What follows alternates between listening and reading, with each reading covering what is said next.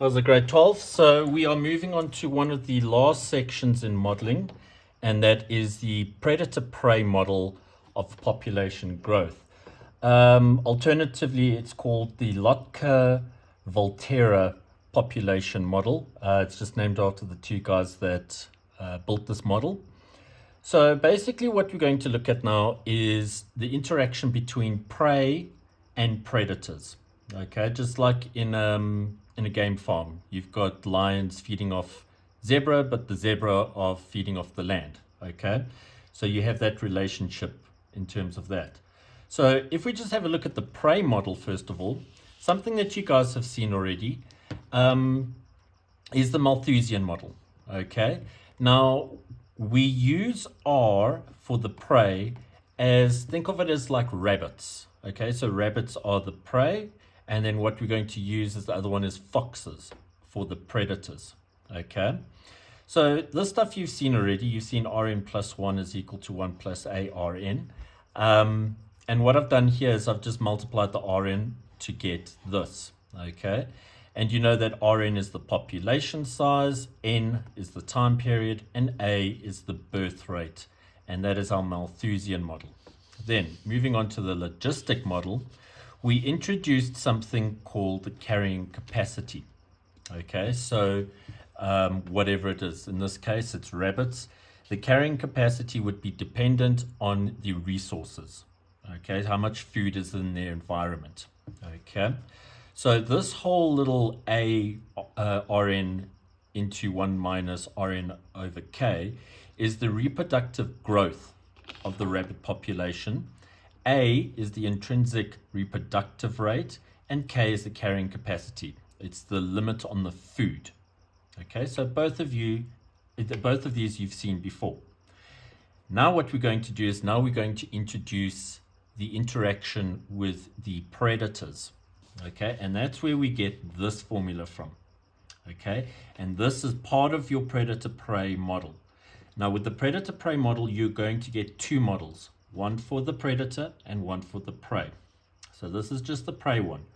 So again, R stands for the rabbits or the prey. And the only thing that we've introduced here is this end part over here. This part and this part is from your logistic model. Now this part here is the interaction with your predators, or FN, the foxes. Okay, so if we have a look at this last term over here, this BRNFN, it's the number of deaths caused by foxes or predators. Okay, and this B is your per capita attack rate by your predators. Okay, and your RN and your FN is just your population for the rabbits and for the foxes.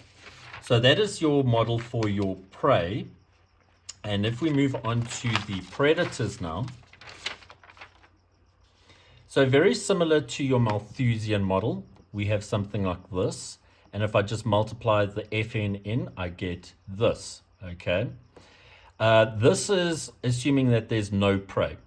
So you can see there's no RN in here, so there's no interaction with the prey. So let's just have a look at what this is. Now your C is the natural death rate of the foxes. And it's easy to pick these things up because it's a negative. And that is only caused by decreasing the population size. So C is a death rate. And if you have a look over here at the previous one, we've got this plus A, plus A, plus A. So that is a population growth. Okay. So that's just the natural death rate. Then let's have a look at the interaction with the prey, which we get this. So what we've introduced from this one here is this middle term over here. So this whole FBRNFN is the reproductive growth of foxes because it's adding. Okay. Now the B you know already from here. We had it over here, the per capita attack rate by foxes. And this new thing here, this F, is the efficiency with which the foxes can turn the dead rabbits into food. Okay, so your two main models here are these two that I've highlighted in the red. So that is your predator, your prey, and this is your predator model. Okay. So grade 12s, what I want you to do is I'm going to include a PDF onto Teams with a summary of all of this stuff. Okay, I want you guys to have a look at it. It'll include these notes plus extra stuff. Okay, please go through it. Make sure you understand it. This stuff isn't very difficult. It's just that, and these formulas will be given to you. It's just I need you guys to practice on them. So I'm going to give you an example, which I'll include on Teams as well. Just run through it. It's got the solutions there. It's not that bad. It's basically plugging into formulas and solving for unknown things. So that's not too bad. And then I will give you an exercise after that. So that's pretty much it. And like I said, guys, we are coming to the end of this modeling. I think I've just got one thing to do with you, or two, possibly. And yeah, and then we can move on from there. Thank you, grade 12s.